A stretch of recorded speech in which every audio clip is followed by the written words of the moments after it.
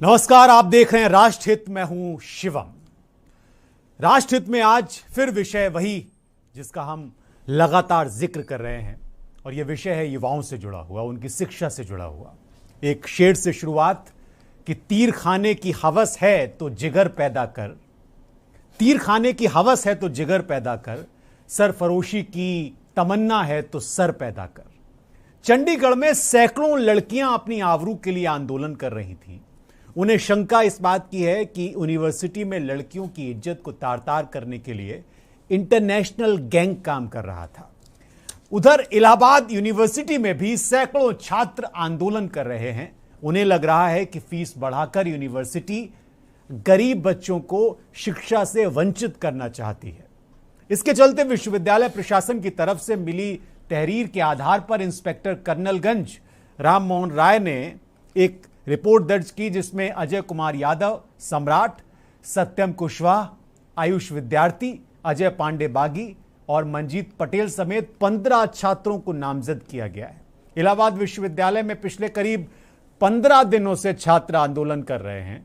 शनिवार को छात्र फीस वृद्धि के विरोध में हंगामा कर रहे थे, नारेबाजी कर रहे थे और मेन गेट पर ताला बंद था, जिसको तोड़कर उन्होंने अपना विरोध दर्ज कराया। और इसी मामले में विश्वविद्यालय प्रशासन ने कड़ा रुख अख्तियार किया और जो छात्र थे उनके खिलाफ केस दर्ज करा दिया। इलाहाबाद विश्वविद्यालय के chief proctor professor Harsh Kumar ने कर्नलगंज पुलिस को तहरीर दी। चंडीगढ़ यूनिवर्सिटी में भी इसी तरह के हालात थे। यानी दो यूनिवर्सिटी हैं जो सुलग रही हैं अलग अलग वजहों से। चंडीगढ़ यूनिवर्सिटी एमएमएस कांड को लेकर भी हंगामा बरपा है। सैकड़ों की तादाद में छात्र और छात्राओं ने आंदोलन किया है, वो डटे हुए हैं। उधर पूरे मामले में पुलिस ने आरोपी लड़की और एक और शख्स को गिरफ्तार किया है। पुलिस की तरफ से एक एसआईटी का गठन किया गया है। पंजाब के मुख्यमंत्री भगवंत मान ने भी आश्वासन दिया है कि इस पूरे मामले को गंभीरता से हैंडल किया जाएगा, दोषियों पर कार्रवाई की जाएगी। चंडीगढ़ यूनिवर्सिटी के प्रो वाइस चांसलर आर.एस. बावा ने अपने एक आधिकारिक बयान में कहा कि अलग अलग छात्राओं के एमएमएस वीडियो बनाए जाने की खबरें पूरी तरह से फर्जी और निराधार हैं। पुलिस ने आरोपी लड़की और उसके दोस्त के फोन को फॉरेंसिक जांच के लिए भेज दिया है। Indian centre for academic rankings and excellence ICARE, ये जिक्र मैं इसलिए कर रहा हूं क्योंकि दो यूनिवर्सिटी और दोनों ही यूनिवर्सिटी के हालात आप समझ सकते हैं। तो जरूरी यह हो जाता है कि जब गलत वजहों से शिक्षण संस्थान सुर्खियों में हो तो यह समझना बहुत आवश्यक है कि उसकी असली वजह क्या है। ICARE जो यूनिवर्सिटी रैंकिंग्स के बारे में काम करती है, उसका कहना है कि हिंदुस्तान में उच्च शिक्षा तमाम तरह की दुश्वारियों से गुजर रही है और उनसे निजात पाना एक बड़ी चुनौती है। जिस दौर में जरूरत है कि सूचना को और आगे ले जाया जाए और ज्ञान को और बढ़ाया जाए यूनिवर्सिटी के माध्यम से, और समाज को एक बेहतर दिशा में ले जाने का प्रयास किया जाए, उस वक्त इस तरह की चीजें यूनिवर्सिटी में हो रही हैं जो बहुत परेशानी का सबब बन सकती हैं भविष्य में। क्योंकि यूनिवर्सिटी में सामाजिक बदलाव के लिए काम होता है और सामाजिक बदलाव में महत्वपूर्ण भूमिका निभाने की जिम्मेदारी यूनिवर्सिटीज पे होती है।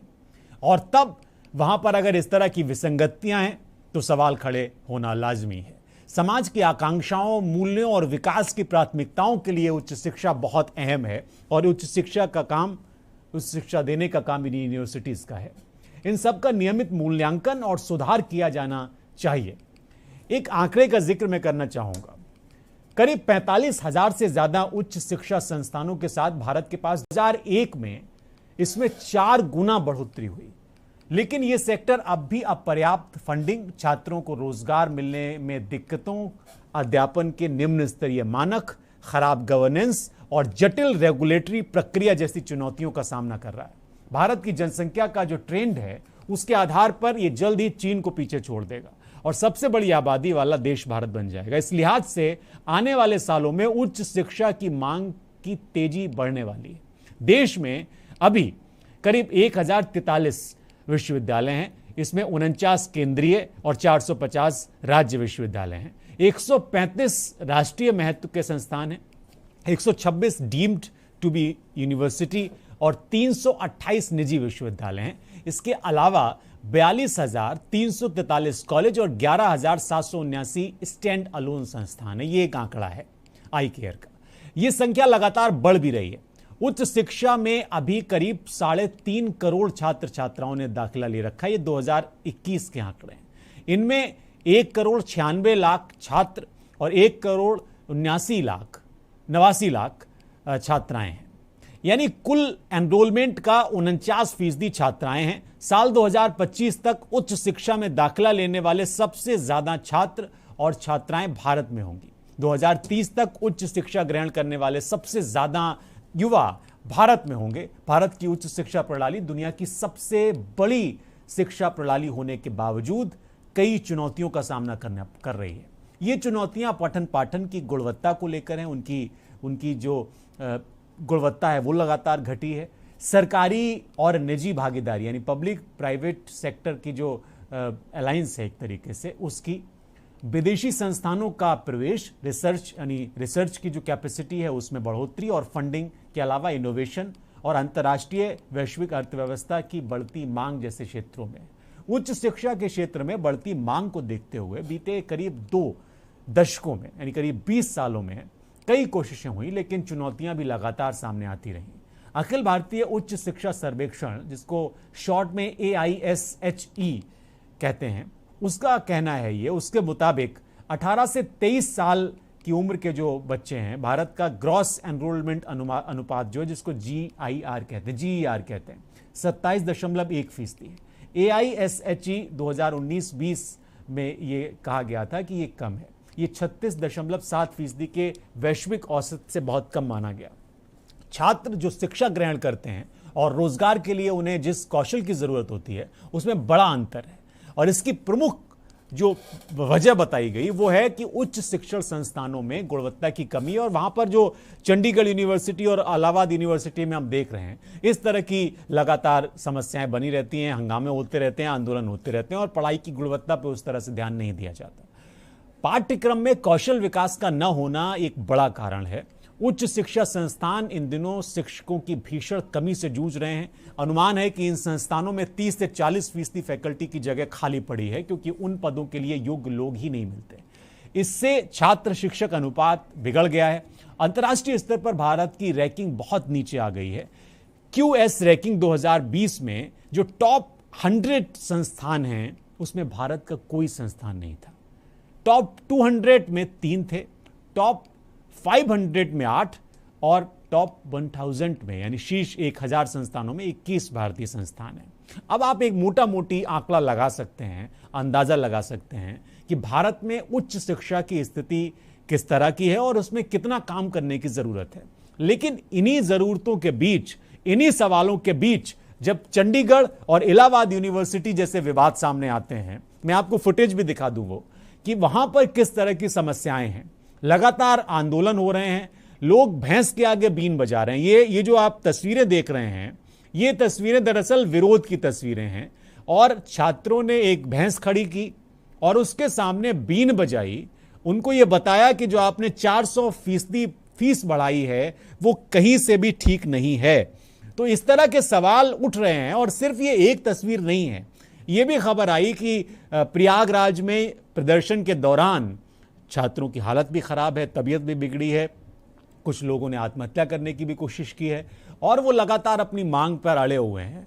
पुलिस ने एक्शन लेना शुरू कर दिया है, क्योंकि यूनिवर्सिटी प्रशासन की ओर से ये कहा गया है कि ये उपद्रवी लोग हैं और इन पर कार्रवाई होनी चाहिए। नामजद और अज्ञात लोगों के खिलाफ मुकदमा हुआ है, लेकिन ये आंदोलन लगातार जोर पकड़ता जा रहा है। और ठीक इसी समय चंडीगढ़ में भी एक आंदोलन चल रहा है। मैं चाहूंगा कि उसकी तस्वीरें भी मैं आपको दिखा दूं।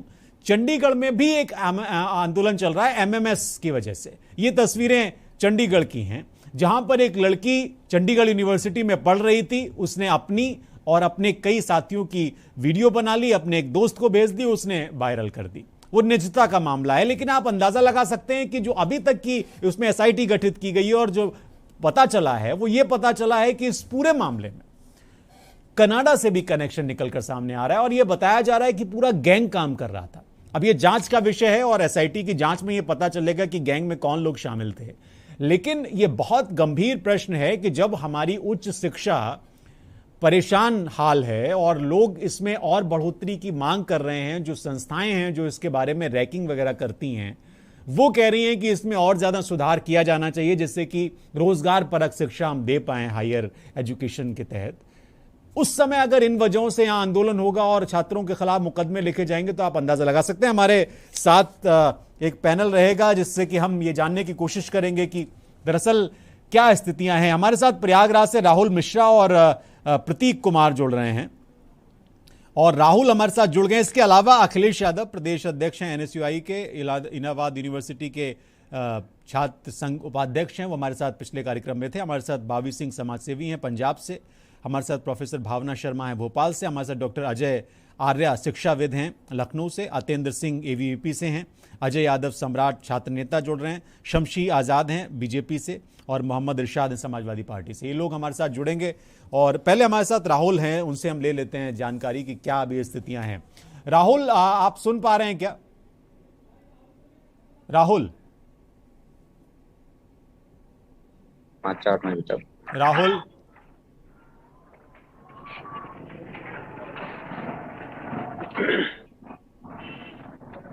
राहुल क्या आप सुन पा रहे हैं? दोबारा से उन्हें कनेक्ट करिए। ये मैं समझने की कोशिश कर रहा हूं इस कार्यक्रम में कि राहुल हमारे साथ आ गए हैं, जुड़ गए हैं। राहुल, अभी क्या मैं ये तस्वीर देख रहा हूं, भैंस के आगे बीन बजाई जा रही है। मैं लगातार इस तरह की तस्वीरें भी देख रहा हूं, आपने भी दिखाया कि हालत खराब हो रही है, छात्र मानने को तैयार नहीं है। यह भी बताया गया कि भाई कई छात्र ऐसे हैं जिनको उपद्रवी कहा और उनके खिलाफ मुकदमा दर्ज किया गया, करीब 1 दर्जन से ज्यादा, और 100 से ज्यादा अज्ञात लोग हैं जिनके खिलाफ मामला दर्ज किया गया है। क्या ये पूरा जो विवाद है ये कहां तक जाता हुआ आप देख रहे हैं? क्या कोई गुंजाइश नजर आ रही है इसको कैसे सॉल्व किया जाए? क्योंकि जो तस्वीरें हैं वो वाकई में बहुत परेशान करने वाली हैं। जी बता दिया जाए कि आज लमसम 12:30 बजे की सूचना छात्र जो है, छात्र नेता अजय कुमार यादव ने ये बताया था कि हम कल 12:30 बजे, मतलब आज के दिन 12:30 बजे लमसम हम ये करेंगे। लिख के उन्होंने लिखा भी था, प्रेस नोट भी जारी करवाया था, प्रशासन शासन सबको दिया था। उस पे जो है प्रशासन जहां पे 1-2 गाड़ी पीएसी या 3 गाड़ी पीएसी थी, वहां पे पीएसी बल बढ़ा दिया गया। और वहीं पे आपसे बता दिया जाए कि जो छात्रों का आप टीवी स्क्रीन पे कुछ देर पहले दिखा भी रहे थे, ये एक बेस खबर चल भी रही है कि भैंस के आगे बीन बजा रहे हैं, भैंस के आगे बीन बजा करके अपनी समस्या को बता रहे हैं। और उसके बाद छात्रों का ये कहना है कि आज जब उन्होंने ये अपना आंदोलन चालू किया, आंदोलन को देखते हुए प्रशासन एक्टिव मूड पे आई और उनके ऊपर, उनके परिजनों के ऊपर मुकदमा दर्ज कराने के लिए कहा। अभी कुछ देर पहले छात्र नेता अजय कुमार ने यह भी बताई कि उन्होंने ये भी कहा कि हमारे घर जाकर के बुलडोजर चलाने की धमकी दिया कि बुलडोजर चला दिया जाएगा और नहीं तो ये धरना या स्थगित किया जाए, बंद किया जाए। इससे क्या है, कुछ छात्रों में जो छात्र हैं वो इधर उधर दिखाई दिए, पर लेकिन जहां पे आपने कुछ देर पहले दिखाया भी दिया कि एक छात्र जो है अपने ऊपर तेल डबी डाल रहा था, तेल डालते हुए दिखाई दिया कि तेल डाल के जलने की कोशिश कर रहा था। और वहीं पे आपसे बता दें, अमित पांडे जो है, अमित पांडे छात्र नेता है, वो बेहोशी हालत में है, उसकी स्थिति जो नाजुक है। नाजुक देखते हुए सीएमओ प्रयागराज को ही सूचना दी गई है। ये आपसे बताएं, सूचना होने के बाद भी अभी तक ऐसा कोई संतोषजनक नहीं आया जिससे जो छात्र हैं संतोषजनक अपने वापस चले जाए, अपना धरना वापस ले। राहुल, बहुत शुक्रिया हमें जानकारी देने के लिए। आपने जानकारी दी इसके लिए बहुत धन्यवाद आपका। हमारे साथ अब पैनल जुड़ गया है। हमारे साथ अखिलेश यादव जुड़ गए हैं, प्रदेश अध्यक्ष एनएसयूआई और उपाध्यक्ष हैं एयू से। हमारे साथ डॉक्टर अजय आर्या शिक्षाविद हैं, लखनऊ से जुड़ गए हैं। हमारे साथ अजय यादव सम्राट छात्र नेता हैं और हमारे साथ मोहम्मद इरशाद समाजवादी पार्टी से जुड़ गए हैं। आप सभी का बहुत स्वागत हमारे कार्यक्रम में राष्ट्रहित में। पहला सवाल मेरा डॉक्टर अजय आर्या आपसे है। डॉक्टर साहब, ये जो परिस्थितियां आप देख रहे हैं विश्वविद्यालयों में, आप बहुत बारीकी से इन सारी चीज़ों को देखते भी रहे हैं पहले, लेकिन मैं चूंकि इन दोनों विवादों के साथ साथ भारत में उच्च शिक्षा पर भी बात कर रहा हूं और मैंने शुरू में जो आंकड़े दिखाए उसमें बहुत संतोषजनक आंकड़े नहीं है और बहुत गुंजाइश है उसमें अभी काम करने की। लेकिन जब हम इस तरह की परिस्थितियां देखते हैं कि एक यूनिवर्सिटी में एमएमएस वायरल हो जाता है और उसका कनाडा तक कनेक्शन जोड़ दिया जाता है और तमाम तरह की अभी बातें उसमें निकल कर सामने आ रही हैं, हालांकि वो एक अलग तरह का मामला है। दूसरी तरफ एक यूनिवर्सिटी में इसलिए हंगामा हो रहा है और मुकदमे दर्ज किए जा रहे हैं क्योंकि वहां पर 400% फीस बढ़ा दी गई। तो आप इन परिस्थितियों को किस तरह से देख रहे हैं और क्या ऐसे में हमें और ज्यादा सचेत होने की आवश्यकता नहीं है? डॉक्टर साहब। जी जी, दो प्रकरण आपने अभी यहाँ पे अपने चैनल के माध्यम से उठाया। पहला तो एक चंडीगढ़ का प्रकरण है, जो एक छात्रा द्वारा कुछ अपने ही सहपाठी या अपने ही कॉलेज या के बच्चों का, स्टूडेंट्स का वीडियो किसी को भेजने का प्रकरण है, वो एक अलग प्रकरण है। दूसरा प्रकरण जो आपने फीस वृद्धि का बताया, या विश्वविद्यालयों में या कॉलेजेस में या डिग्री कॉलेजेस में जो महत्वपूर्ण सुविधाओं की कमी है, तो ये कोई गलत प्रकरण आपने नहीं उठाई। ये सच बात है कि जिस तरह से जनसंख्या बढ़ रही है और हर साल सीटों में इजाफा कर दिया जाता है राज्य सरकार या केंद्र सरकारों द्वारा कॉलेजेस और डिग्री कॉलेजेस एंड विश्वविद्यालयों के, तो उसके अनुपात में शिक्षक की तो भारी कमी है। और तीसरी महत्वपूर्ण बात यह है, जो कमी है उसको पूरी कैसे की जाए। जब तक हम विश्वविद्यालयों को ये नहीं समझेंगे या कॉलेजेस को ये नहीं समझेंगे कि ये कोई फैक्ट्री नहीं है जो प्रोडक्शन करेंगी और प्रोडक्ट बाजार में उतारेंगी और प्रोडक्ट का बाजारीकरण होगा, उससे मुनाफा कमाया जाएगा। कमोबेश स्थिति मैं देख रहा हूँ पिछले 10 साल 15 साल और इधर हाल ही के 7-8 साल में नई नई प्राइवेट यूनिवर्सिटी खुलती जा रही हैं और सरकारी यूनिवर्सिटीज और कॉलेजेस से धीरे धीरे संसाधन बड़े ही चालाकी के साथ कम किए जा रहे हैं। ऐसा ही किसी समय में हुआ था जब इंटर कॉलेज कभी बहुत अच्छे माने जाते थे, सरकारी इंटर कॉलेजेस, और धीरे धीरे उनकी क्या हालत हो गई आप सब लोग देख रहे हैं। तो कहीं ना कहीं से मुझे लग रहा है कि प्राइवेटाइजेशन का असर विश्वविद्यालयों पर भी पड़ रहा है। और जो 400% आपने फीस वृद्धि की बात कही है, ये बिल्कुल गलत है, क्योंकि विश्वविद्यालयों में या सरकारी कॉलेजेस में हर जाति, धर्म, आर्थिक रूप से सकल, संभ्रांत और कम जो जिनके पास पैसे हैं, जो गरीब बच्चे हैं, वो भी आते हैं। और ज्यादातर गरीब ही परिदृश्य के लोग सरकारी विश्वविद्यालयों में पढ़ते हैं और सब्सिडी पे पढ़ते हैं, छात्रवृत्ति से पढ़ते हैं। तो ऐसा फीस की वृद्धि आप ना कर दीजिए कि गरीब की, लाचार की कमर ही टूट जाए। तो इसमें विश्वविद्यालय प्रशासन को समझना चाहिए,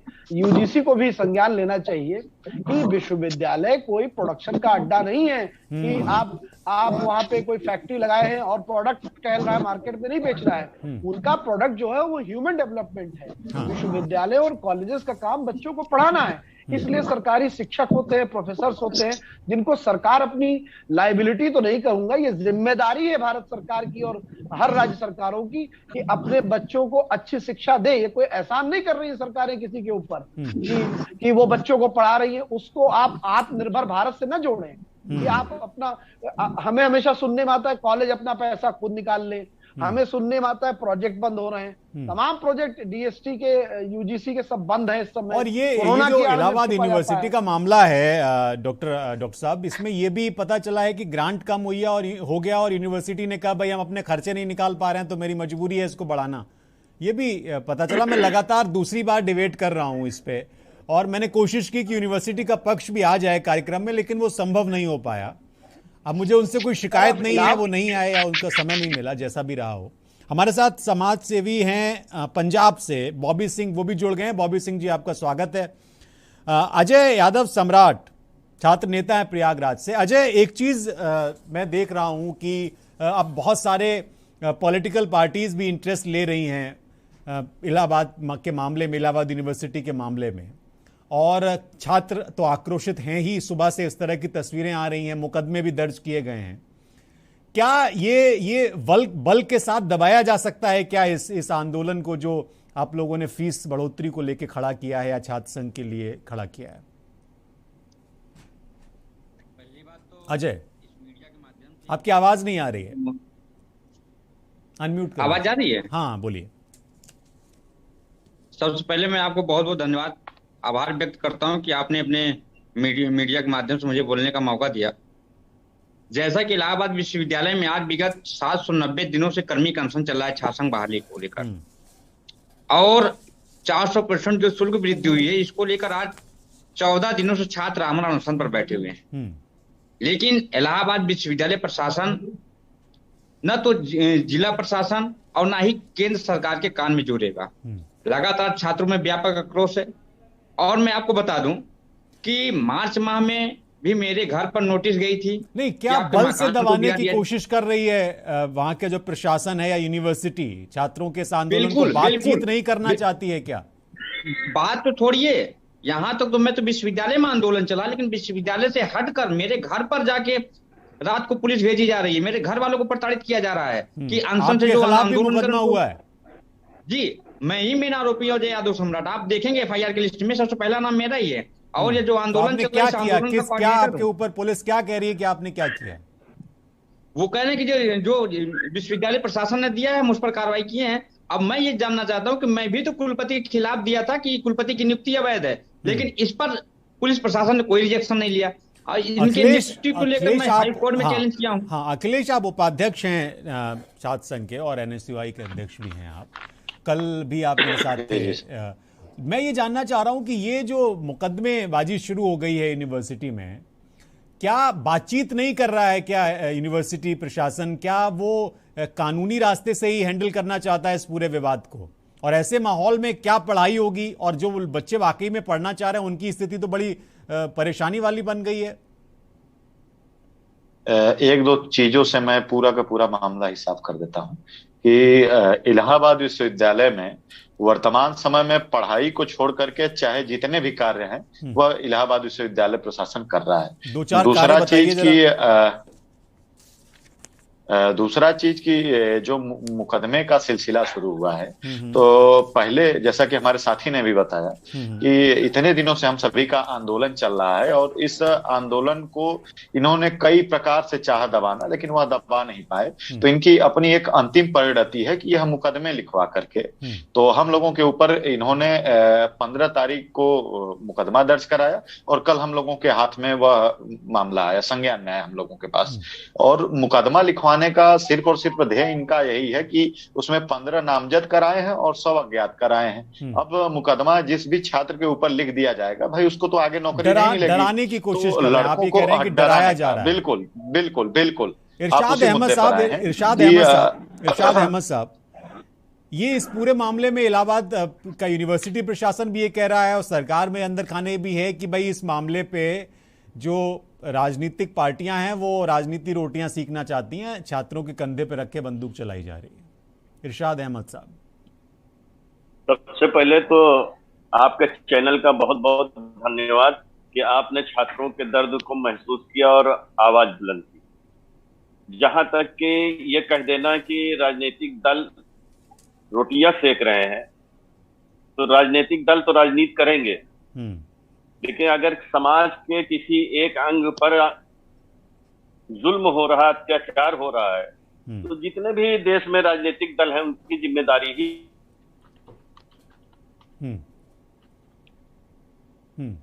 छात्रों की डिमांड, छात्रों पर हो रहे जुल्म, छात्रों से बेपनाह फीस के नाम पर वसूली, और जो शिक्षा का एक बाजारीकरण हो गया है देश में। शिक्षा अब हमें दी नहीं जा रही, शिक्षा हमको बेची जा रही। हम लोग भी छात्र रहे हैं, छात्र राजनीति की है। हम भी 93 में लखनऊ सीआरपीजी कॉलेज छात्र संघ के महामंत्री रहे हैं। वो दौर भी था और आज का दौर है कि आज छात्र अपनी आवाज को उठा नहीं सकते।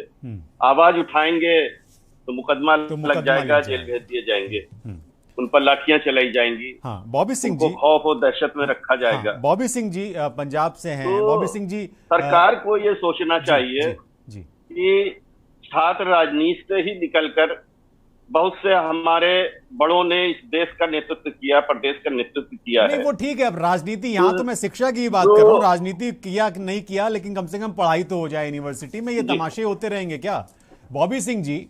नहीं, छात्र तमाशा नहीं कर सकते। अरे बीन बजानी पड़ रही है उनको, भैंस के आगे बीन बजा रहे हैं वो, उनके सामने मुकदमे लिखे जा रहे हैं। ये तो एक तरीके से यही चल रहा है, इसमें पढ़ाई कहाँ है? मैं तो वही जानना चाह रहा हूं ना कि उच्च शिक्षा की हालत हिंदुस्तान में कौन सी आसमान पे है जो अब उस पे ये सब भी होना अब जरूरी पड़ गया है। ये जिम्मेदारी तो विश्वविद्यालय वही मैं कह रहा हूँ, विश्वविद्यालय की मैं जिम्मेदारी में बता रहा हूँ ना कि वो अपनी जिम्मेदारी का निर्वहन नहीं कर रहे हैं। वो जिम्मेदारी तो है ही। बॉबी सिंह जी, जुल्म कर रहा है। बॉबी सिंह जी, ये जो परिस्थिति बनी है चंडीगढ़ में, मैं चूंकि समग्र रूप से एक बात कर रहा हूं, सिर्फ चंडीगढ़ या इलाहाबाद के संदर्भ में नहीं है, लेकिन ये दो बड़ी घटनाएं हैं और चंडीगढ़ में जिस तरह की चीजें हैं वो वाकई में अक्षम्य है। कल भी मैंने इस पर बात की और मैं ये जानने की कोशिश कर रहा हूं, अब तो इसमें और नए नए एंगल निकल कर आ गए हैं कि भाई कनाडा का कनेक्शन आ गया। अब ये कहा जा रहा है कि पूरा गैंग कोई काम कर रहा था, यूनिवर्सिटी का जो प्रशासन है वो इसमें अलग तरीके से इन्वॉल्व था, तमाम तरह की चीजें, SIT भी आ गई। एक समाज सेवी होने के नाते मैं ये जानना चाह रहा हूं कि एजुकेशन का समाज के निर्माण में क्या महत्व है, बताने की जरूरत नहीं है, हम सब जानते हैं। लेकिन एजुकेशन की जब ये दुर्दशा हो जाएगी कि उसमें MMS भी बन रहे हैं उन्हीं प्रांगणों में ये तमाम तरह के विद्रोह और ये तमाम तरह की चीजें भी हो रही हैं, तो फिर पढ़ाई की कहां जगह बचती है? कहां से समाज सुधरेगा?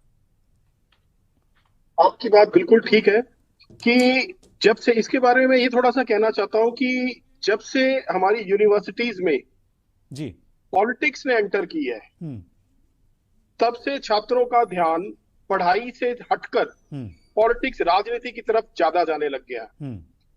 और दूसरा, जो ये चंडीगढ़ में दुर्भाग्यपूर्ण घटना हुई है, हम अपने बच्चों को हॉस्टल में भेजते हैं पढ़ने के लिए, और जो हॉस्टल होता है वो एक बच्चों के लिए दूसरा घर ही होता है जो यूनिवर्सिटी प्रांगण में है। और वहां पे ऐसी दुर्घटना ही कहूंगा इसको तो मैं, क्योंकि मेरी अपनी बेटी, अपनी बहन के साथ ये हुआ है, और ये जो हुआ है वो बहुत दुर्भाग्यपूर्ण है। मेरी सारी बेटियां हैं, बच्चे सबके साझे होते हैं। इसमें मैं कहूंगा यूनिवर्सिटी का बहुत बड़ा दोष है, क्योंकि उनको इनके जो सुरक्षा के पुख्ता इंतजाम पूरा करने में नाकाम यूनिवर्सिटी रही है। और मैं तो ये जानकर बड़ा आश्चर्यचकित हूं कि एक लड़की 60 लड़कियों के MMS कैसे बना सकती है, उसका हर जगह पे SS कैसे था। ये बड़ी सोचने वाली बात है कि एक लड़की इतनी जगह कैसे पहुंचकर इतनी लड़कियों का MMS बना रही है। बताया जा रहा है कि वो उसमें जो लड़कियां रह रही थी हॉस्टल में, हॉस्टल के बाथरूम में ये सब बना रही थी। नहीं, पर फिर भी मैं ये कहना चाहूंगा ना, अगर वो उसमें SS लेने भी तो आती होगी ना किसी टाइम।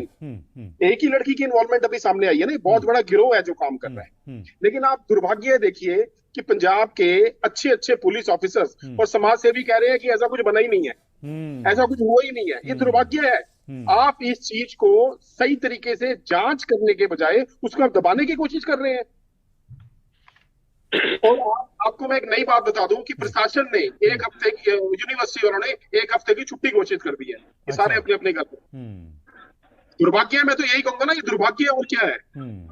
इतनी बड़ी घटना चंडीगढ़ यूनिवर्सिटी में हो रही है और हमारा प्रशासन, हमारा जो इसमें कल मैं बात कर रहा था तो एक जुड़े हुए थे, पंजाब से ही थे, वो भी वरिष्ठ पत्रकार, वो ये कह रहे थे कि यूनिवर्सिटी प्रशासन चूंकि बहुत स्ट्रांग है और वो एक तरीके से ग्रुप ऑफ इंस्टीट्यूशन टाइप का उनका हिसाब है, और इस वजह से कोशिश की जा रही है कि कैसे कैसे उनकी छवि बचाई जा सके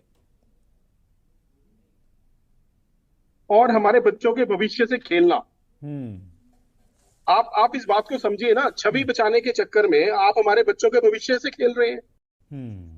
सही जो मुजरिम है उसको सामने लाना चाहिए, और आगे से सिर्फ वही यूनिवर्सिटी की बात नहीं है, सारी जगह पर सुरक्षा के इंतजाम पुख्ता होने चाहिए। आजकल के दौर में ये होना चाहिए कि इतनी इस तरह की चीजें ना हो। हो सकता है। इसलिए मैं तो यही कहूंगा, इस बात को दबाने से अच्छा है कल्प्रिट को, देखो कल्प्रिट तो सामने आएगा, आप जितना मर्जी इस बात को दबा लो, दब नहीं सकती है बात। नहीं, क्योंकि अगर ये एक लड़की की शरारत या उसकी गलती का मामला था तब तक तो चलो ठीक था कि उसने नासमझी में या किसी वजह से किया। अब इसमें बताया जा रहा है कि कई सारे लोग इन्वॉल्वमेंट है, यानी बहुत सिस्टमेटिकली इन वीडियोस को, जो साइट्स होती हैं इस तरह की, वहां से फंड भी मिलता है, पैसा भी मिलता है, लोग कमाते हैं, वहां पर से किया जा रहा था कुछ इस तरह का।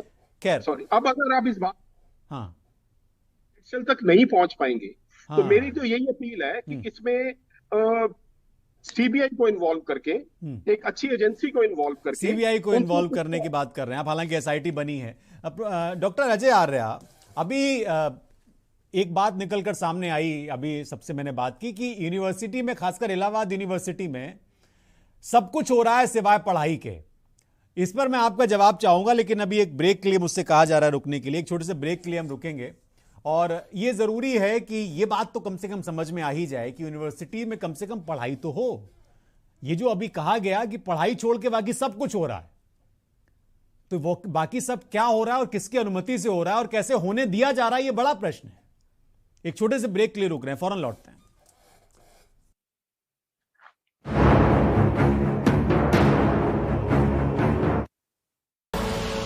आप देख रहे हैं के न्यूज, खबरों का सारथी।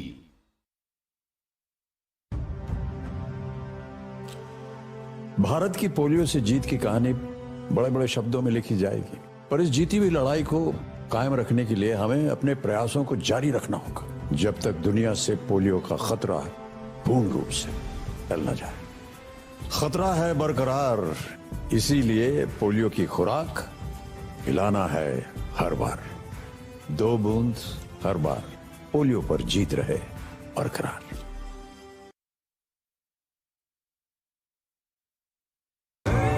देखें कौन नया खिलाड़ी आया है, समझा देते हैं, प्यार से समझाएंगे। ये तो अपनी जुबान है। जुबान एक हो तो दिल भी एक होने चाहिए। विमल, बोलो जुबान केसरी।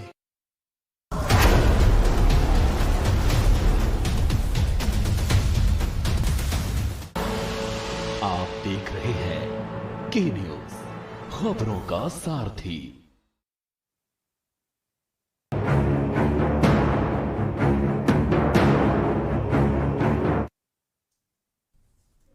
ब्रेक से हम लौट आए हैं। हमारे साथ खास मेहमानों का पैनल है। बात हो रही है उच्च शिक्षा क्यों रसातल पर जा रही है और क्यों उच्च शिक्षण संस्थान गलत वजहों से सुर्खियों में हैं। एक खास पैनल हमारे साथ है। डॉक्टर अजय आर्या से मैं पूछ रहा था ब्रेक से पहले, डॉक्टर साहब ये जो अभी एक बात निकलकर सामने आई, अखिलेश ने जो कहा कि भाई यूनिवर्सिटी में सब हो रहा है सिवाय पढ़ाई के, क्या दिखाई नहीं देता इस चीज को कि यूनिवर्सिटी में सब कुछ होता रहता है, पढ़ाई नहीं होती? और किसे आप कसूरवार मानते हैं इसके लिए? और शायद भाई सरकार भी ये चीज कहती है कि पढ़ाई नहीं हो रही इसलिए हम इसका प्राइवेटाइजेशन कर रहे हैं। नहीं, देखिए, मैं इस बात से आपसे सरकार से सहमत नहीं हूं कि विश्वविद्यालयों में पढ़ाई नहीं हो रही है तो इसका प्राइवेटाइजेशन कर रहे हैं। ये पूरी तरह से निराधार बात है। और सरकार अगर प्राइवेटाइजेशन इसलिए करना चाह रही है कि विश्वविद्यालयों में संसाधनों की कमी है, पैसों की कमी है, तो बड़ा विरोधाभास मुझे नजर आता है। एक तरफ केंद्र सरकार, भारतीय इंडिया की गवर्नमेंट जो कहती है कि भारत की इकोनॉमी बहुत तेजी से बढ़ रही है और हम 5 ट्रिलियन इकोनॉमी में बहुत जल्दी प्रवेश करने जा रहे हैं। और अभी कुछ महत्वपूर्ण राष्ट्रीय मीडिया पे भी चल रहा था जिसमें कर्जे बताए जा रहे थे कि यूरोप के कितने कर्जे हैं और भारत कितना कम कर्ज लेके चल रहा है। तो भारत की एक महान अर्थव्यवस्था है। अगर ये महान अर्थव्यवस्था में प्राइवेटाइजेशन की जरूरत पड़ रही है शैक्षणिक संस्थानों की, तो मुझे विरोधाभास प्रतीत होता है। फिर वो अर्थव्यवस्था कहीं ना कहीं टकराई हुई है, नंबर एक बात। नहीं तो विश्वविद्यालयों में इतने आमूल परिवर्तन करके इतनी फीस बढ़ाने का कोई मतलब नहीं है, एक बात। दूसरी बात, आपने भी कहा विश्वविद्यालयों में पढ़ाई नहीं हो रही। पढ़ाई नहीं हो रही है तो इसके पीछे कारण क्या है, मूलभूत कारण को जानना पड़ेगा हमें। पहली बात तो एनईपी, न्यू एजुकेशन पॉलिसी 2020 को पूरी दुनिया से कॉपी पेस्ट करके हिंदुस्तान में आपने इंप्लीमेंट कर दिया। हिंदुस्तान में कहीं एक डिग्री कॉलेज में कहीं 2 टीचर हैं, कहीं कॉन्टेक्चुअल टीचर हैं, कहीं शिक्षक ही नहीं है। उसमें आपने इंडस्ट्रियल ट्रेनिंग डाल दी, वोकेशनल कोर्स डाल दिए, स्टूडेंट यहाँ जाएगा वहां जाएगा, कुछ पता नहीं है। कंफ्यूजन का दौर है पूरा। और कंफ्यूजन के दौर की वजह से विश्वविद्यालयों में इस तरह की दिक्कतें आ रही हैं। छात्र आंदोलन कर रहे हैं कि उनकी पढ़ाई नहीं हो रही है। और तीसरा, रहा सा काम फ्री का डाटा जो मोबाइल कंपनियां दे रही हैं उससे निकल गया। ज्यादातर बच्चे अपना मोबाइल में बिजी हैं। कोई पोर्नोग्राफी देख रहा है, कोई वीडियो वायरल कर रहा है, किसी को टिकटॉक करना है, किसी को सेलिब्रिटी बनना है। क्योंकि आप शिक्षाविद हैं डॉक्टर साहब, एक चीज मैं जानना चाह रहा हूं, क्योंकि ये जो मामला आया चंडीगढ़ यूनिवर्सिटी का, इसमें यह है कि भाई एक लड़की ने वीडियो बनाए और उसको फिर अपने साथी को भेजे, उसने किसी साइट पे डाल दी और ये पूरा तंत्र बाद में किसी तरह से लीक हो गया। अब अगर इस तरह की हरकत कोई करता है तो आईटी एक्ट है 66E, उसके तहत ये है कि 3 साल तक की सजा और 2 लाख कुछ का प्रावधान है कि उतना उसको जुर्माना लगेगा। बाकी दूसरी तरह की चीजें इसमें हैं इन्वॉल्व, और एफआईआर तुरंत करानी चाहिए अगर इस तरह का मामला होता है। क्या यूनिवर्सिटी में इस तरह की हरकतों को रोकने के लिए कोई व्यवस्था होती है क्या? अभी नई एजुकेशन पॉलिसी, चूंकि इसको ध्यान में रखा जाना चाहिए था, है क्या इस तरह की कोई व्यवस्था कि इस तरह की चीजों को रोका जा सके? देखिए, दुर्भाग्य से साइबर क्राइम के लिए जो भी संस्थाएं बनी हुई हैं या जो भी कानून बने हुए हैं, वो इस समय साइबर क्राइम इतना बढ़ा हुआ है कि उसके लिए नाकाफी है। हर आदमी के हाथ में मोबाइल फोन है, एंड्रॉयड फोन है, हर आदमी के पास फ्री डेटा है, वो कुछ भी क्लिक करके कहीं भी वायरल कर रहा है। और अफसोस इस बात का है कि पिछले मैं कई वर्षों से 5 से 10 वर्षों से 8 वर्षों से कम देख रहा हूं, इस देश की भाषा खराब हो गई है। लोग महिलाओं के प्रति सम्मान करना बंद कर दे रहे हैं। फेसबुक पे लोग गालियां भी देने लगते हैं। हम लोग भी पढ़ा करते थे, वहां पे किसी महिला छात्र छात्रा के साथ बदतमीजी तो क्या, ऊंची आवाज में कोई बात भी नहीं करता था, एक सम्मान करता था। तो कहीं ना कहीं ये जो सूचना क्रांति के युग का जो एक विस्फोट है, ये उसी का द्योतक है। और ये तो एक घटना आप बता रहे हैं, ऐसी न जाने हजारों घटनाएं होंगी जो हम लोग के संज्ञान में ही नहीं आ पा रही हैं। संज्ञान में तो कहने का मतलब है कि कितना भी कोशिश आप साइबर क्राइम के लिए कर लीजिए, जब हर हाथ में मोबाइल है तो क्राइम तो देखिए ये होगा ही होगा। और कहीं ना कहीं से समाज इस तरफ चला जा रहा है। पेचीदा विषय हैं। अजय जी, अजय आपके खिलाफ मुकदमा हुआ, आप बता रहे हैं, मुझे ये भी बताया गया अभी थोड़ी देर पहले कि आपसे एक किसी पार्टी का प्रतिनिधि मंडल इन लोगों से मिलने पहुंचा यूनिवर्सिटी में। आवाज नहीं आ रही? हाँ, मैं ये कह रहा हूं अजय कि कुछ राजनीतिक पार्टी का कोई प्रतिनिधि मंडल भी आपसे मिलने पहुंचा है यूनिवर्सिटी में क्या? जी। आज प्रगतिशील समाजवादी पार्टी लोहिया का एक डेलीगेशन धरने पर आया था समर्थन देने। अच्छा। और जिस तरीके से छात्रों पर लगातार फर्जी मुकदमे और घर पर जाके पीडीए की टीम धमकी देना कि छात्र जो आंदोलनरत है उनको घर बुलाइए, नहीं तो आपका घर ढह जाएगा, और छात्र तो जेल जाएगा, साथ में आपको भी जाना पड़ेगा।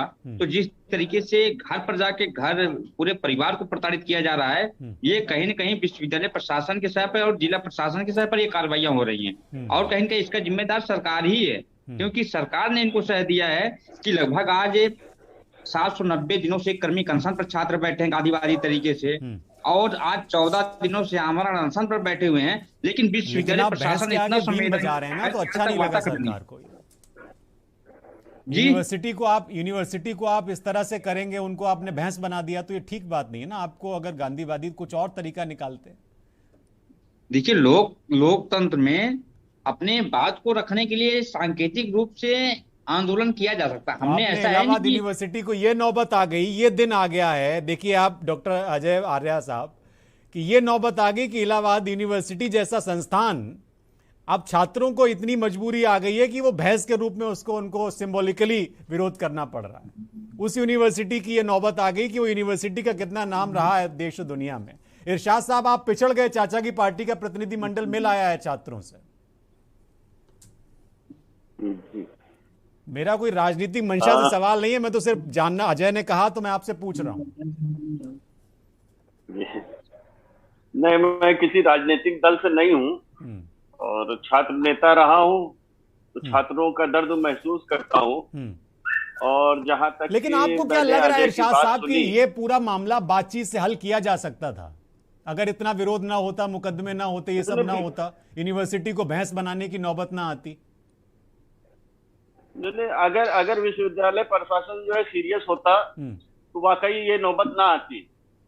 अगर विश्वविद्यालय प्रशासन सीरियस नहीं था तो इसको सरकार को संज्ञान में लेना चाहिए था कि छात्रों को इतना बड़ा आंदोलन, इतने लंबे समय तक आंदोलन करना। सरकार के पास, सरकार अब हर चीज में संज्ञान कहां तक लेगी? आप बताइए इरशाद साहब, कितना काम है उनको चीते वगैरह भी देखने होते हैं, मंदिर वगैरह भी देखना हो रहा है, और विदेश में अब तमाम तरह की चीजें चल रही हैं, चुनाव भी हैं। ऐसा इतना ये हर चीज देखेंगे वो कि भाई भैंस क्यों बना दिया, ये क्यों बना दिया? तो फिर काहे के लिए जिलाधिकारी और ये सब रखे गए हैं लोग? काहे के लिए प्रॉक्टर और वीसी रखे गए? ये इतना छोटा सा काम हैंडल नहीं कर पा रहे कि इसमें भी अब प्रधानमंत्री और मुख्यमंत्री को इन्वॉल्व होना पड़ेगा? उनके पास कम काम है क्या? कितनी मुश्किल से चीते आ पाए, 70 सालों में चीते नहीं आ पाए थे देश में। आप सोचिए, आप सोचिए। अखिलेश, में एक चीज जानना चाह रहा हूं आपसे, अखिलेश में एक चीज जानना चाह रहा हूं आपसे। ये ठीक है कि आप छात्र संघ से जुड़े हुए हैं, आप नेतानगरी कर रहे हैं उस लेवल पे, और ये हुआ है, हिंदुस्तान की राजनीति उससे जुड़ी रही है। लेकिन मैं आपसे बड़ा ये गंभीर सवाल है मेरा, इसमें मजाक नहीं है, गंभीर सवाल ये है कि इलाहाबाद यूनिवर्सिटी में मैं पिछले 15-20 दिनों से देख रहा हूं, और इससे पहले भी ऐसा नहीं है कि सिर्फ यही यूनिवर्सिटी, होती रही है इस तरह के विवाद, बनारस यूनिवर्सिटी में भी हुआ। लेकिन इस पूरे मामले में आप सबसे ज्यादा दोषी किसको मान रहे हैं, और क्या इसको बातचीत से हल किया जा सकता था? पढ़ाई सुचारू रूप से चलाई जा सकती थी, क्योंकि चंडीगढ़ में भी छुट्टी कर दी गई और इलाहाबाद में क्या पढ़ाई हो रही होगी? यही तमाशे हो रहे हैं यूनिवर्सिटी परिसर में। अखिलेश, यदि सिलसिला, हाँ अखिलेश, शायद आपका नेटवर्क तो इसमें सबसे बड़ी दोषी तो हमारी केंद्र की सरकार, सबसे बड़ी सरकार है। हाँ बोलिए बोलिए। नहीं, हेलो। हाँ हेलो, बोलिए। मेरी आवाज जा रही? आ रही, बोलिए।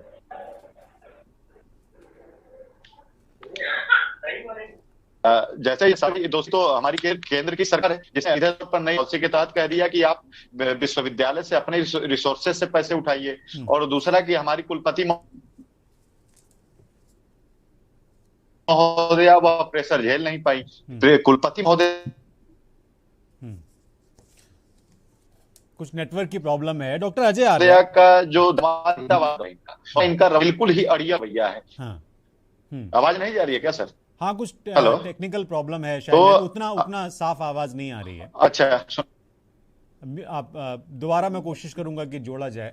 डॉक्टर अजय आर्य, फिर मैं बॉबी जी के पास जाऊंगा। ये जो परिस्थिति है जिसमें, सुनिए, हाँ अगर आप बोलिए अखिलेश, अब बोलिए, आ रही है आपकी आवाज, अब सही हो गई। हाँ देखिए सर, है क्या कि सबसे बड़ी दोषी हमारी केंद्र की सरकार है।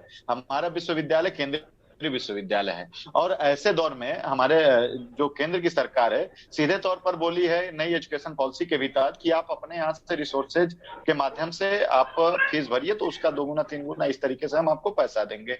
हमारी कुलपति महोदया इस प्रेशर को नहीं झेल पाई, और जैसे जैसे ऊपर से आदेश आते गया, उन्होंने थोड़ा भी नहीं सोचा, बल्कि वह छात्रों के ऊपर थोप दी।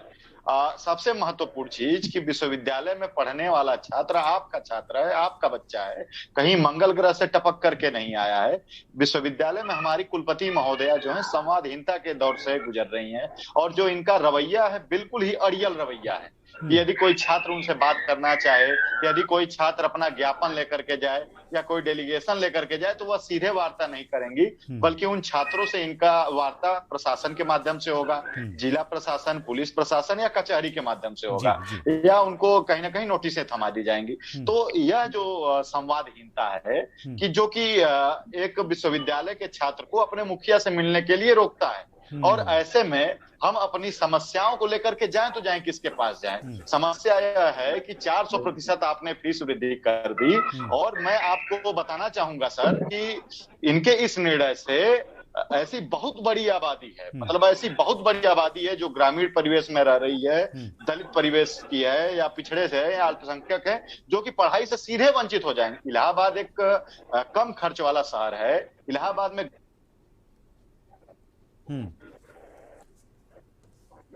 हाँ अखिलेश, आप बात आ गई आपकी। हमारे साथ एक दर्शक हैं, मैं आता हूँ, एक दर्शक हैं हमारे साथ देहरादून से, देवानंद।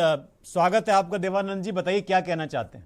सेवानंद जी। हाँ सेवानंद जी, माफ कीजिएगा, क्या कहना चाहते हैं आप? पहले तो धन्यवाद आपका कि आप के न्यूज इंडिया आपका जो है एक मंच हमें भी कहने को देता है, और इस टाइम में बिल्कुल सही है कि इस टाइम में डिबेट भी आपके पास में छात्र नेता भी है और राजनीतिक नेता भी है। तो मैं ये कहना चाहता हूँ कि जी बोलिए, आ रही है आवाज। हाँ जी, मैं ये कहना चाहता हूँ कि ये जो राजनीति की उसमें भेंट जो हमारी आज संविधान जा रहा है, और संविधान कहाँ जा रहा है? ये स्कूल आज जो हमारे विश्वविद्यालय हो, एक प्रथम प्राथमिक पाठशाला से लेकर विश्वविद्यालय तक, आज वहाँ राजनीति का एजेंडा बन चुका है क्योंकि हमारे नेता भी एक दिन कहीं वहाँ पढ़ाई करते थे। आज बच्चों को स्कूलों में पठन पाठन कम हो रहा है, वहाँ नेतागिरी रह जाती है, नेता नगरी शुरू हो गई। सही बात है सेवानंद जी, बिल्कुल सही बात है। बॉबी सिंह जी, यूपी में, हाँ बहुत शुक्रिया सेवानंद जी, बहुत शुक्रिया। हमारे पास समय की बड़ी दुश्वारी रहती है।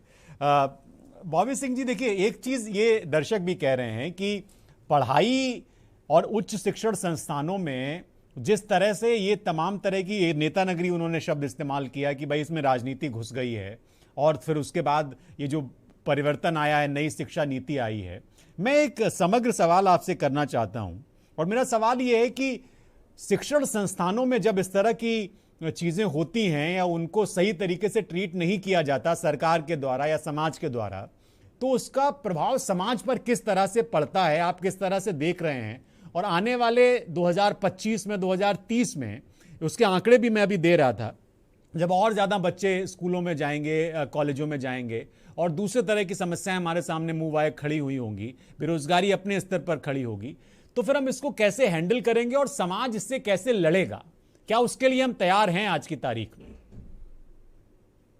हम बिल्कुल भी इस चीज के लिए तैयार नहीं है, क्योंकि अगर पहले तो मैं अब ये बताना चाहूंगा कि सबको मालूम है 1.5 साल तो हमारा कोरोना में खराब हुआ है। बिल्कुल। और आगे बच्चों का जो पढ़ाई हुई है उसमें मुझे नहीं लगता कि वो स्तर की पढ़ाई हुई है जो होनी चाहिए थी। और आज जो आगे सेशन पहले ही छोटे छोटे हो चुके हैं टाइम के हिसाब से, उनमें भी अगर बच्चे नहीं पढ़ पाएंगे तो उनकी क्या ग्रूमिंग होगी, और अगर बच्चों की ग्रूमिंग नहीं होगी वो आगे चल के क्या समाज के ऊपर प्रभाव उनका पड़ेगा, हमारा समाज किस दिशा की ओर जा रहा है, बहुत निंदनीय और बड़ी सोचने वाली बात है ये। डॉक्टर अजय आर्या, मोटी मोटी चीज तो यही है, समझ आई और आ रही है, और इस पे आपने पहले कहा भी है कि शिक्षण संस्थानों में बहुत तरह की परेशानी है, प्रॉब्लम्स हैं, और उनको खत्म करने के लिए, उनसे लड़ने के लिए कोई अभी तक कोई नीति है नहीं। नेशनल एजुकेशन पॉलिसी जो आई उसको लेकर भी आपने एक प्रश्न चिन्ह लगाया। मैं ये जानना चाह रहा हूं कि जैसे इलाहाबाद यूनिवर्सिटी का ही अगर हम उदाहरण लें, तो यहां पर वीसी की नियुक्ति को लेकर भी विवाद है, और सिर्फ एक ये यूनिवर्सिटी नहीं है, कई सारी यूनिवर्सिटी हैं जिसमें गाहे वगाहे इस तरह के वीसी की नियुक्ति को लेकर विवाद होते रहे और उसको लेकर हंगामे हुए। एक तो मैं इस पे प्रश्न है मेरा कि भाई ये विवाद की वजह क्यों बन गए हैं ये नियुक्ति जो हो रही हैं, और दूसरा ये कि क्या वाकई में पॉलिटिकल एजेंडा चलाने के लिए यूनिवर्सिटी को प्रभावित किया जा रहा है, जैसा कि हमारे एक दर्शक जो देहरादून से जुड़े हुए थे उन्होंने कहा।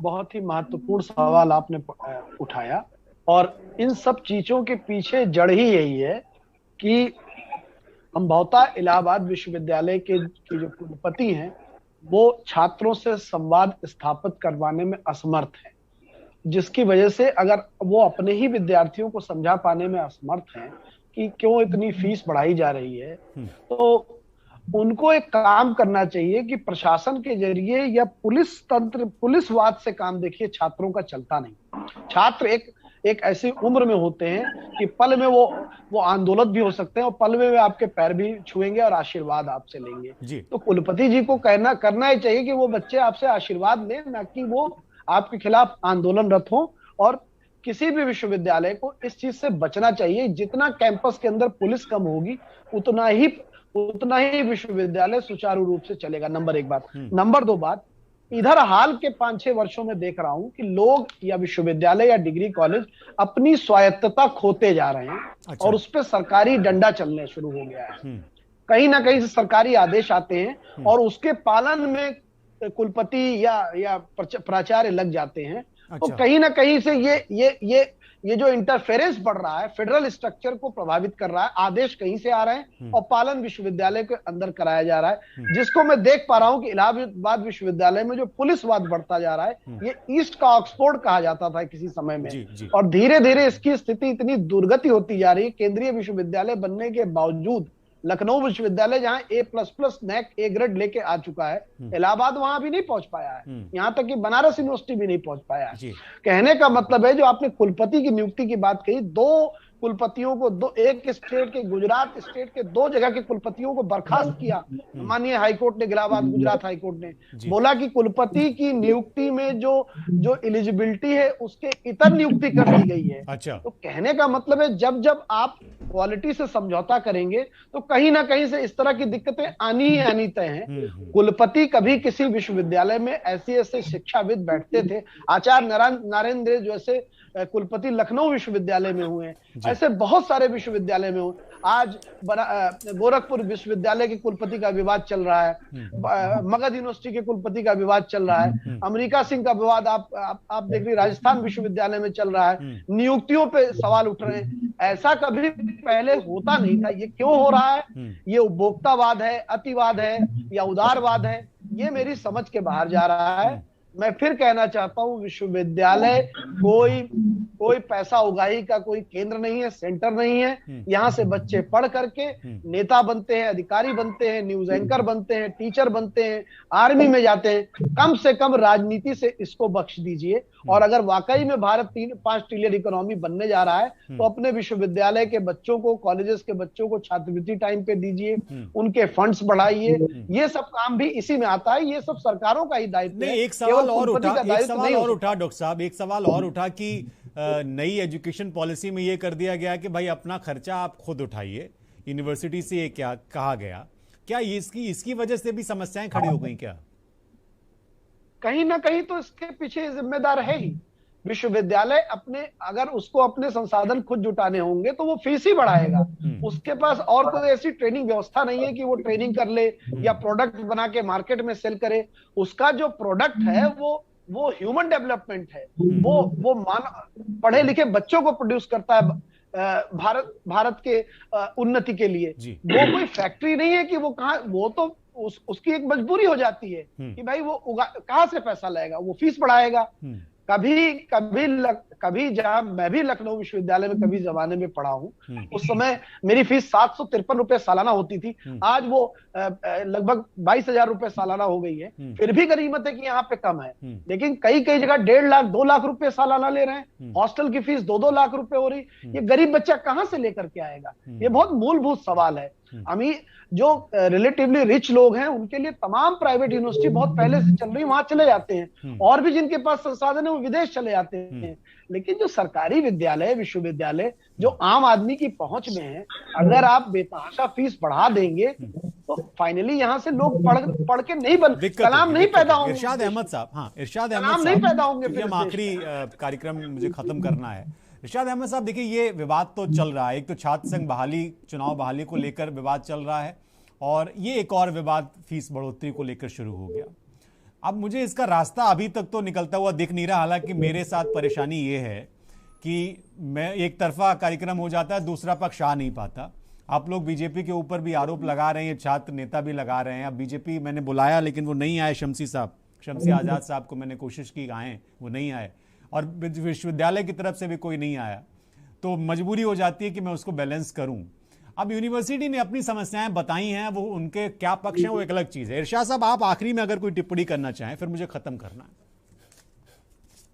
इरशाद साहब। नहीं, विश्वविद्यालय ने अपनी सफाई जरूर दी होगी, लेकिन विश्वविद्यालय प्रशासन अगर सीरियस होता और इस प्रकरण में दोषी न होता तो ये आंदोलन इतने लंबे समय तक न चलता जी। और हम तो ये समझते हैं कि सरकार को जल्द इस मामले को संज्ञान में लेकर विश्वविद्यालय प्रशासन के खिलाफ एक जांच करानी चाहिए और समझना चाहिए कि छात्रों का आखिर दर्द है क्या।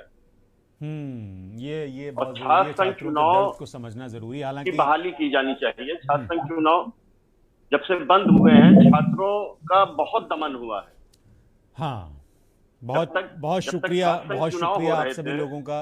इरशाद अहमद साहब, डॉक्टर अजय आर्या साहब, बॉबी सिंह जी, बहुत शुक्रिया। और अखिलेश यादव जो इलाहाबाद से जुड़े हुए थे हमारे साथ, अजय यादव सम्राट, आप सभी का बहुत शुक्रिया हमारे साथ जुड़ने के लिए राष्ट्रहित इस कार्यक्रम में। ये बहुत ज़रूरी है कि छात्रों की आवाज़ को सुना जाए और यूनिवर्सिटी को बचाया जाए। छात्रों को यूनिवर्सिटी में ये सब करने से रोकना होगा। छात्र छात्राओं दोनों की बात कर रहा हूं मैं। और ये इसलिए ज़रूरी हो जाता है क्योंकि उच्च शिक्षा अगर बेहतर नहीं होगी किसी भी देश की, तो उस देश की तरक्की संभव नहीं है। जैसा कि हमारे पैनल में यह बात निकल कर आई कि यह कोई फैक्ट्री नहीं है जिसमें से आप प्रोडक्ट तैयार कर रहे हैं, यह यूनिवर्सिटी है और इसमें आप एक बेहतर ह्यूमन रिसोर्स तैयार कर रहे हैं। तो इसकी गुणवत्ता को बनाए रखना चुनौती है और उसके लिए संघर्ष करना होगा, लगातार नई नीतियों का इंप्लीमेंटेशन करना होगा। और इस तरह की जो तमाम गलत खबरें आती हैं, इस तरह की खबरें आती हैं जो शोभा नहीं देती, खासकर शिक्षण संस्थानों से जुड़ी हुई खबरें, चाहे वो चंडीगढ़ यूनिवर्सिटी हो और चाहे वो इलाहाबाद यूनिवर्सिटी हो, इसको लेकर न सिर्फ यूनिवर्सिटी प्रशासन को सतर्क होना होगा, चाहे वो सरकारी विश्वविद्यालय हो या प्राइवेट विश्वविद्यालय हो। दोनों ही विश्वविद्यालय की मैंने आपको तस्वीरें दिखाई और खबर दिखाई।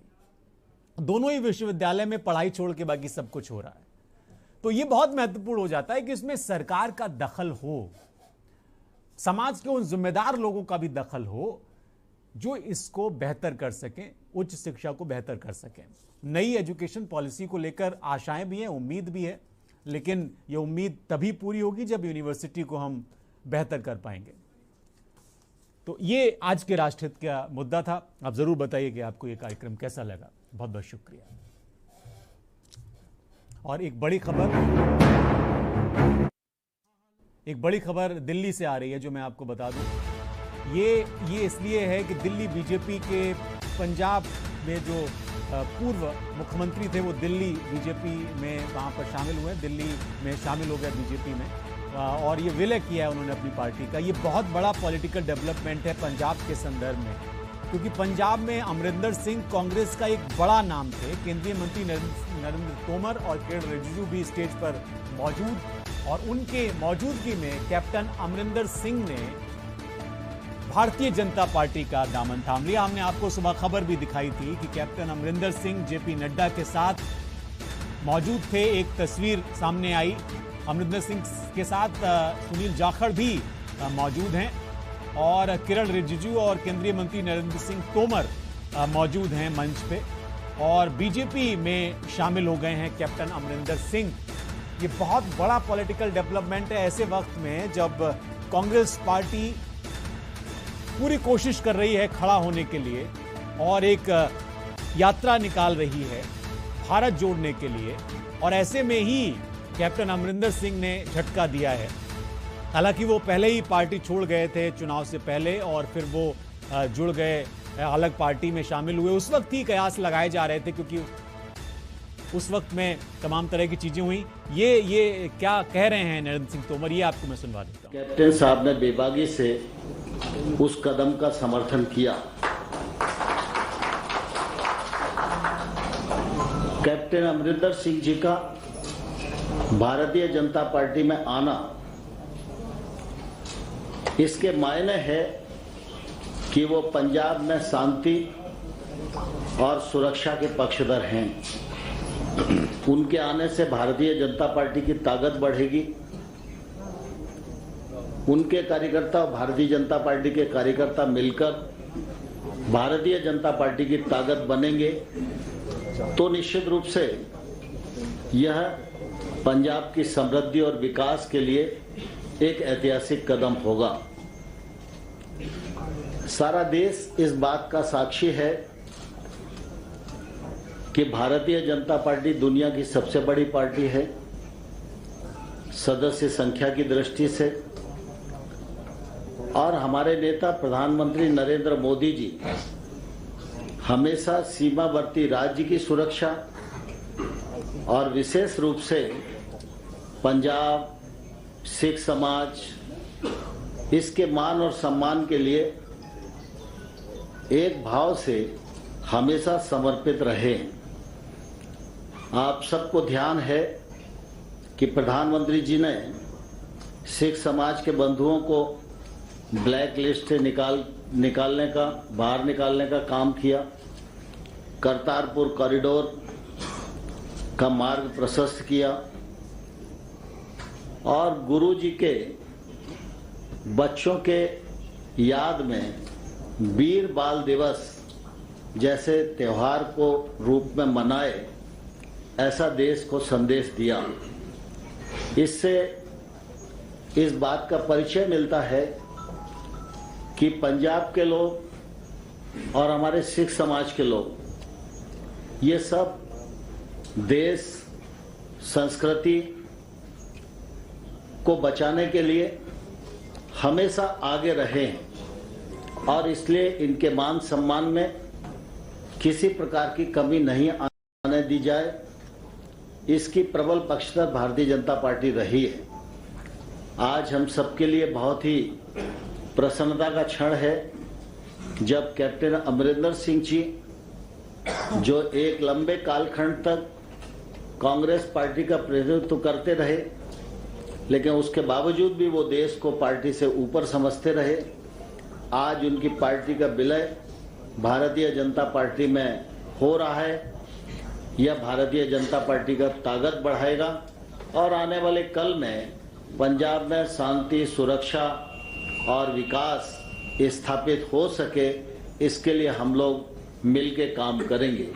मैं इस मौके पर कैप्टन अमरिंदर सिंह जी का और उनकी पूरी टीम का हृदय से पुनः बहुत बहुत स्वागत करता हूं, बहुत अभिनंदन करता हूं और अपने मित्र किरण रिजिजू जी को आग्रह करता हूं कि वो अपने विचार इस अवसर पर व्यक्त करें। Thank you very much. Tomalji has very elaborately explained about today's very important event. I just want to add few things. First of all, for a diverse country like India, our unity, integrity and national security is utmost important and it has to be a priority.